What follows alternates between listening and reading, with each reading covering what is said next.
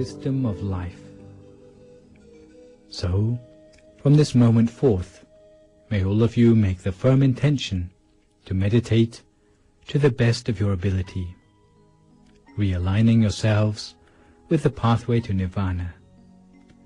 May all of you sit cross-legged, with your right leg on your left leg, your right hand on your left hand, the index finger of your right hand touching against the thumb of your left hand, with your hands resting gently, palm upwards on your lap. Close your eyes very gently, just as if you were only half closing your eyes. Similar to the way you may close your eyes just before going to sleep.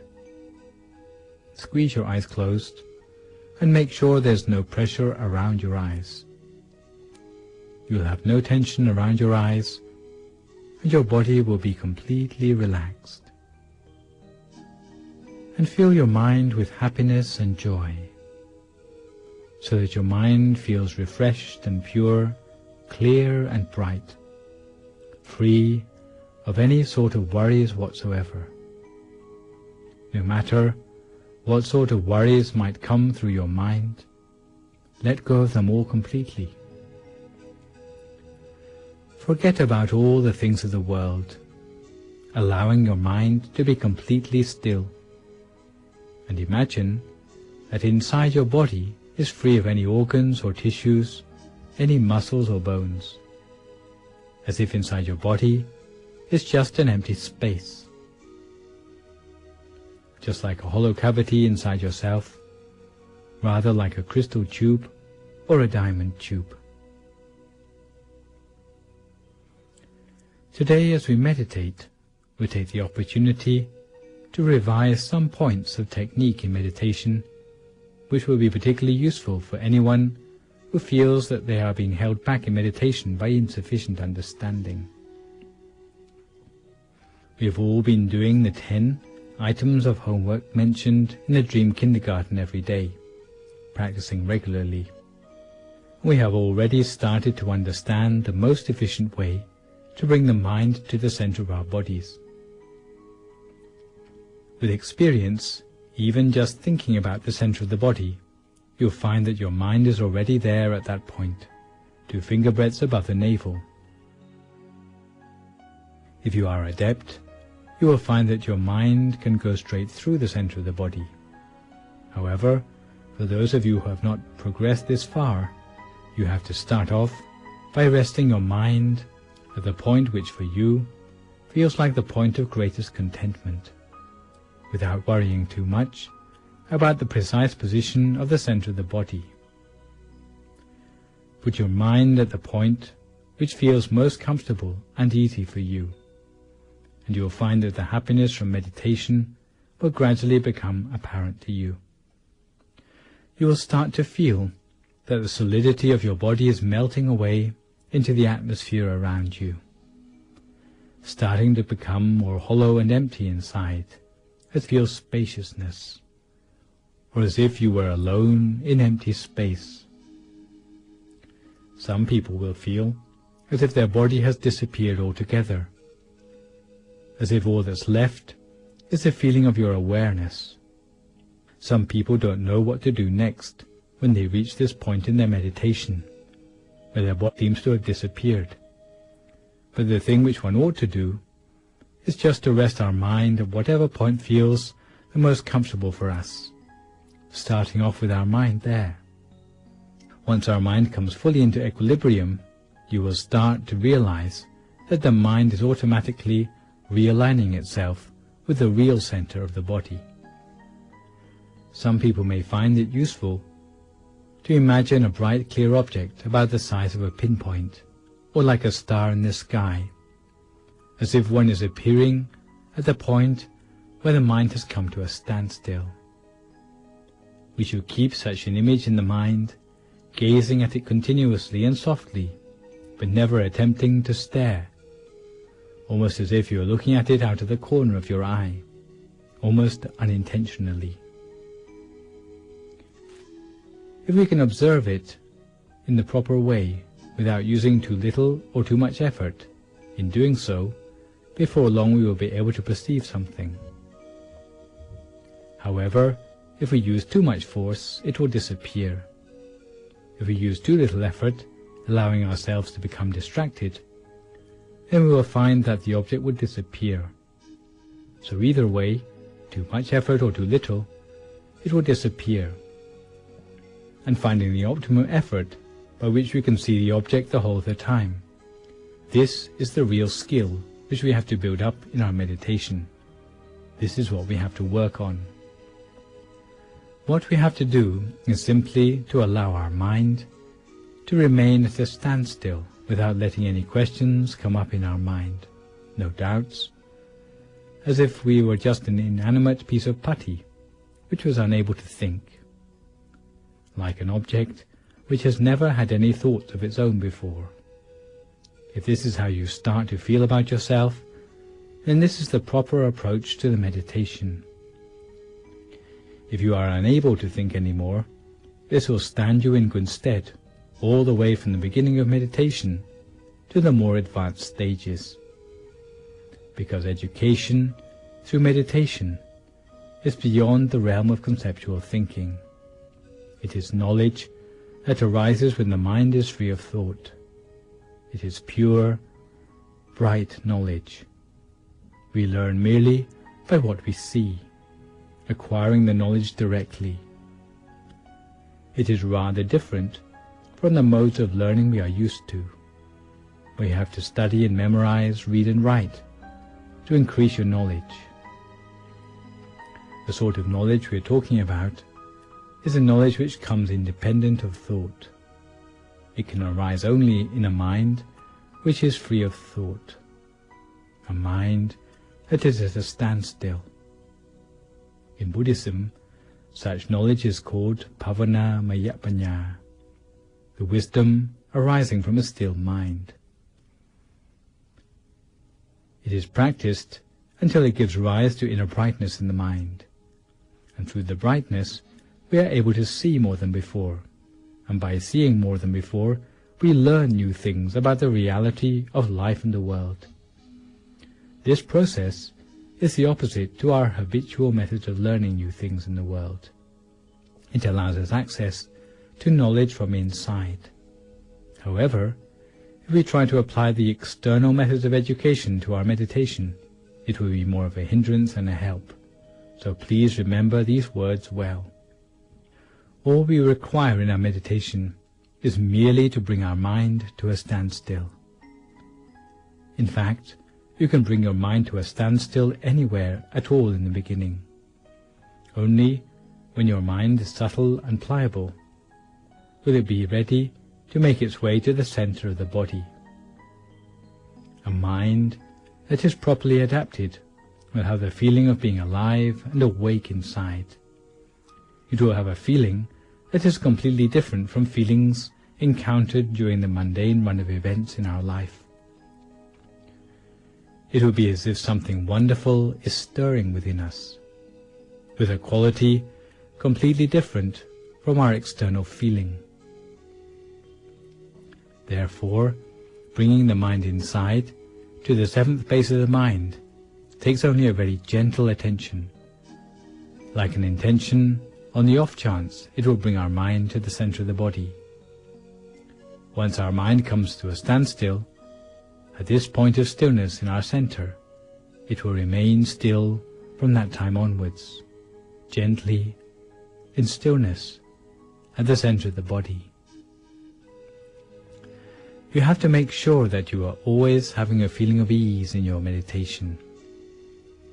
If you ever feel that you are putting up a struggle in your meditation or trying to force it, then that is not the proper method at all. This applies both to body and to mind.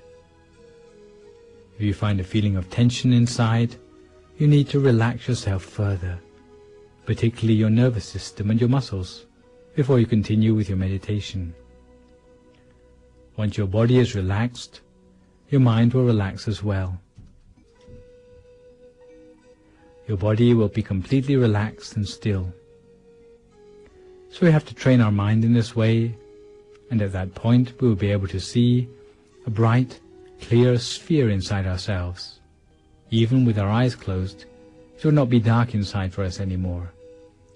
We will be able to maintain our mind internally, stopping it from wandering anywhere else easily, the whole of the time. Maintaining the mind in equilibrium at the center of the body, we will find that there is a feeling of expansion inside. With such a feeling of expansion, we will have a sense that we are being drawn inwards, as if we are being attracted through into a new dimension by a giant magnet deep inside us. At this point, some meditators may respond to the new experience with surprise or even fright, because it's something they have never encountered before. However, we must just comply with whatever is the nature of our mind. We have to just let such experiences be, rather than struggling against them or even reacting to them. We must remain impartial to the inner experience, allowing it to follow through by itself. We will see that the study of inner knowledge like this is all the outcome of placing our mind by the proper method at the center of the body. If you can do this before long, we will be able to manage the proper method wherever we are. But in the beginning, it is important that we have the confidence in our own ability to meditate. We have to believe that we are going to be able to make progress in our meditation. We have to believe that it's merely a question of having a proper understanding of the method. Thus, all it takes is to study the method properly, and you'll be able to make progress. Don't go doubting your potential to make progress in meditation. Some people tend to dwell on the bad deeds they've done in the past, thinking that they are at a disadvantage in meditation because of them. Others think they've had a clouded mind for the best part of their life, and it's going to be impossible to teach an old dog new tricks. Such thinking is not worthy of DMC viewers. If we lack confidence in ourselves, we can't expect to make a success of anything. The fact that even with our eyes shut, we can spoon food into our mouths or point directly to the tip of our nose should dispel any doubts we have about bringing the mind to the center of the body, because after all, you already know everything about the meditation technique you need to know. All the know-how necessary to achieve success in meditation has already been put at your disposal. Nothing has been kept back. You have to train yourself and devote yourself passionately to the practice of meditation in every spare moment you have, because this is the knowledge that is the most important knowledge in life. Even though you might have got yourself a doctorate degree, it can only ever help you to earn your living more easily, or to win acceptance in the eyes of society, to bolster your reputation. But once you come to the point where you're on your deathbed, even the best of academic knowledge will not help you to get a better place in your afterlife. But the things we're studying here, to do with the stillness of the mind, these are the things which are the most important of all. They are the real knowledge of life, and we must give this knowledge due importance. You can train yourself in meditation any time and any place, when taking a wash, washing up, sweeping the garden or mopping the floor. You can train yourself to keep your mind at the center of the body the whole of the time, whether standing, walking, sitting or lying down. Even when paying a visit to the restroom, you can train yourself in meditation while sitting there. You already know all the principles of maintaining subtlety of mind, maintaining mindfulness and self-possession hand in hand, regularly and consistently. You can imagine a visual object at your center if you wish, or you can simply rest your mind at the center while observing whatever arises there spontaneously. You can imagine an image, like a bright sphere or a Buddha image, or any of the root teachers for whom you have particular faith. You can even think of something as simple as a piece of fruit. Any image will serve for this purpose, as long as it's not an image that stirs up unwholesome emotions in your mind. When imagining the object, you already have all the know-how you need, such as using only the gentlest of effort when imagining. If you haven't struck the right balance when focusing, using too much or too little effort, then your body will tell you about it. Too much effort, and you'll end up with tension on your eyebrows or across your shoulders, and you may end up with a headache. If you find that your fingers are curling up or your abdomen is tense, then you are trying too hard. However, if you succumb to boredom, or you find yourself looking at the clock, again these are the signs that you haven't struck the right balance. Don't struggle on if you have these sort of symptoms, but you have to readjust your technique, relax yourself, and be more at ease in your meditation. Once you are back on the right track, the sign will be a sensation of bodily lightness and expansion inside yourself, and your mind will feel light, pliable, and easy to work with. You'll feel that time passes by more quickly than it really does, and you'll feel that you don't want the meditation to come to an end, as if you'd like to extend the length of your meditation, as if you've been glued to your meditation mat. When your meditation is going well, your body will automatically set itself up in a position of poise, where the body seems to inflate itself into the most elegant and upright of postures. When we feel that we are happy with our meditation, when we have a smile on our face, these are all indications that we are on the right track with our meditation technique. On the contrary, if the more we sit for meditation, the more upset or depressed we feel, then this would show that we have not adjusted our mind in the proper way. If you start out in meditation looking as if you are 20 and end up looking as if you are 40, then you need to readjust your meditation technique. You know the difference between right and wrong technique perfectly well, so all that is lacking is the confidence that we can achieve success in meditation, and to train ourselves continuously while being observant of all the things which aid or obstruct our progress. Of all the things which aid or obstruct our progress. Once we are properly adjusted, body and mind will be clear and bright. Simply putting our mind at the center of the body will cause the sphere there to expand, and we will fall through the center to find the next sphere inside. As the mind comes to a standstill at the center of that sphere, then there will be a new one, brighter and clearer than the last, appearing at the center. And before long, we will be able to attain the inner bodies and attain the body of enlightenment within ourselves, exactly according to the recipe for success discovered by the great abbot of Wat Phak Nam. Because all of these things are inside the body of every person, and that includes us too. We know the difference between right and wrong methodology. So therefore, we should train ourselves continuously according to the proper way. Don't be lazy, and don't prevaricate about getting down to meditation in earnest. And when you feel your meditation is going well, don't give up immediately, but give it a little while longer than usual. Don't go thinking, today I've had a good meditation, but I'm in a rush to go to bed.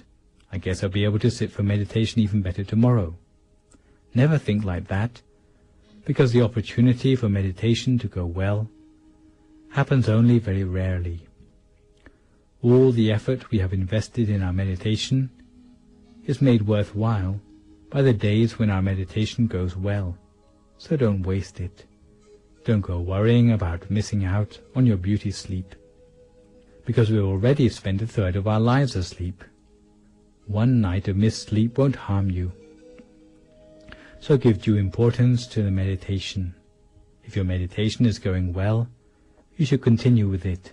Your body will indicate by itself when it needs rest, and that will be the right time to sleep. You ought to go to bed because your body needs it, not because your mind is worried about the lack of sleep, or looking exhausted at work, or not being able to think through decisions clearly in the morning. Don't harbor such lazy temptations in your mind, because the opportunity of your mind to come into equilibrium is rarer in anyone's lifetime than winning first prize on the lottery. So if you find your meditation is going well, then know it's useful to continue for meditation longer than usual, and this will help you to go much further, because the results of making even a one-time breakthrough in your meditation will stay with you for the rest of your life. However, if you give up your meditation just as it's going well, even though you come back to the meditation at a later time, it may mean that you will never get those good experiences back again. It may take us many more years to get back to the same point in our meditation again. So we should cherish our meditation experiences, and rather than remembering the experience which we had on a particular day, we should try to remember the methodology we used to reach the experience on that day.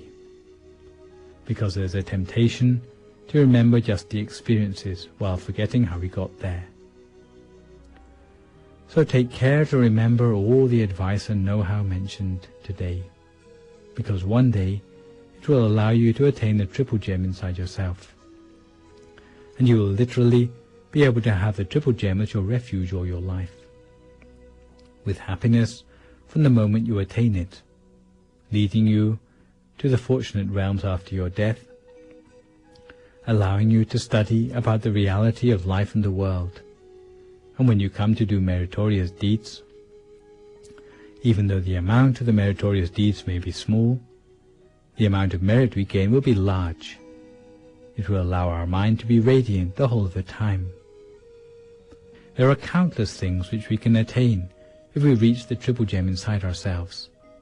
So anyone who is sleepy, fatigued or tense in their meditation should allow themselves to fall asleep at the center as they sit, and continue with the meditation when they wake up.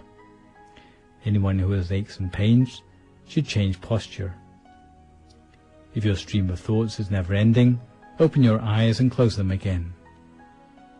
May all of you be fulfilled in your wish to attain the triple gem inside yourself.